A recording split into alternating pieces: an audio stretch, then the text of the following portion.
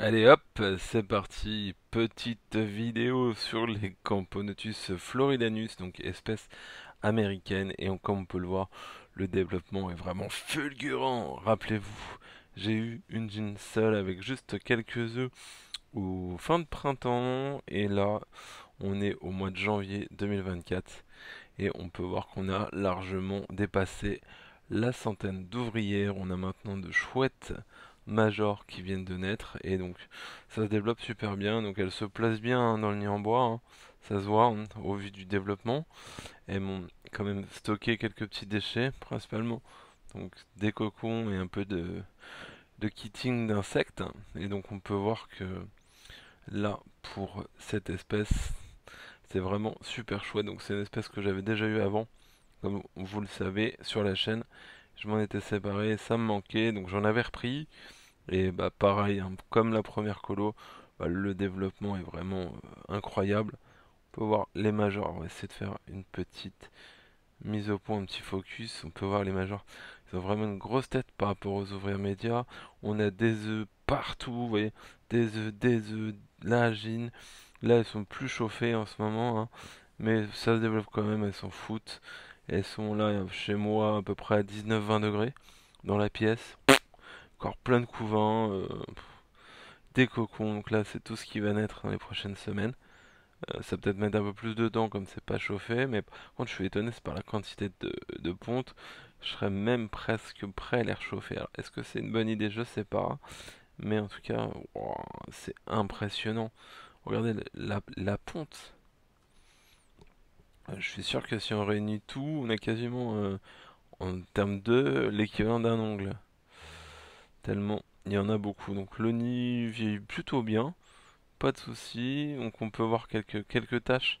Je pense que c'est là où elle recrache un peu. La gine, elle va bien, elle est là, fait sa vie. Et voilà, pas d'humidité bien évidemment parce que c'est un nid en bois, hein. Et elles ont juste un abreuvoir dans la l'ADC. Donc je vais vous montrer un petit peu l'ADC, rien de spécial, hein. Donc pareil, ADC, où j'avais déjà dit, hein, de chez mon pote Gestion Hans.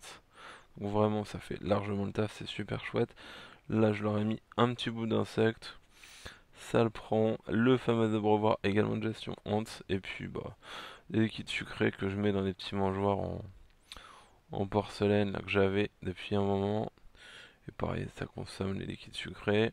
Donc c'est vraiment une espèce chouette pour les gens qui veulent une espèce simple à élever, assez agressive, avec un développement du feu de Dieu. C'est vraiment top. Faudra juste, la particularité, faut juste les chauffer un peu à la belle saison. Là, vous voyez, elles sont même pas chauffées, elles développent toujours. Donc, comme quoi, c'est vraiment une espèce top. Là, je leur ai mis un petit bout de grillon, un grillon où j'ai retiré la tête avant de débuter la vidéo. On voit que le recrutement de fou, tout le monde arrive. Ils sont en train de le dépioter, ça va être ramené au nid. Et puis voilà, tout le monde va se faire un petit festin. Avec ça, je me méfie de cette espèce parce que quand elles sont nombreuses, elles ont tendance à tout ronger de partout. Donc ce que j'ai fait, j'ai mis un raccord en dur, en imprimé 3D, avec de l'autre côté un bout de gaine pour bien fixer le tuyau. Et c'est juste ce qui me fait peur, pas tout de suite, puisque là elles sont pas encore nombreuses. C'est au niveau du nid, j'ai juste le tuyau qui arrive là. Donc j'ai un peu peur quand ça va se développer. Il faudra que je surveille tout ce petit monde pour vérifier qu'il n'y ait pas d'évasion, mais je suis vraiment bluffé. Alors, je les avais pas regardés. Comme je vous l'ai dit, hein, je les regarde peu. Je les regarde une fois tous les 10-15 jours. Là, je me suis dit, tiens, je vais faire une vidéo. J'ai vu que ça avait bien évolué. Mais je suis étonné par la quantité de couvains qu'il y a encore. C'est un truc de malade. C'est un truc de malade. Alors, je pense que là, le nid, vous voyez que c'est pas un gros nid, mais c'est pas non plus un tout petit nid. Vous voyez, c'est un petit peu plus grand que ma main. Je pense que d'ici au printemps, si ça se développe toujours comme ça, bah, le nid sera plein, il faudra les déménager. Mais bon, j'ai quand même encore un peu le temps, hein. Et voilà, un peu. Donc vous voyez qu'elle stack les déchets. L'avantage c'est que comme c'est du sec, pas pour autant que j'aurai pas d'acariens, mais ça limite quand même la prolifération des acariens, hein, dans ce nid comme il est totalement en bois. Mais ça ne leur empêche pas de gérer comme ils veulent l'humidité. Là on voit que clairement ils ont mis des déchets, elles recrachent principalement tout là, donc ce qui leur a fait un petit apport d'humidité dans le nid.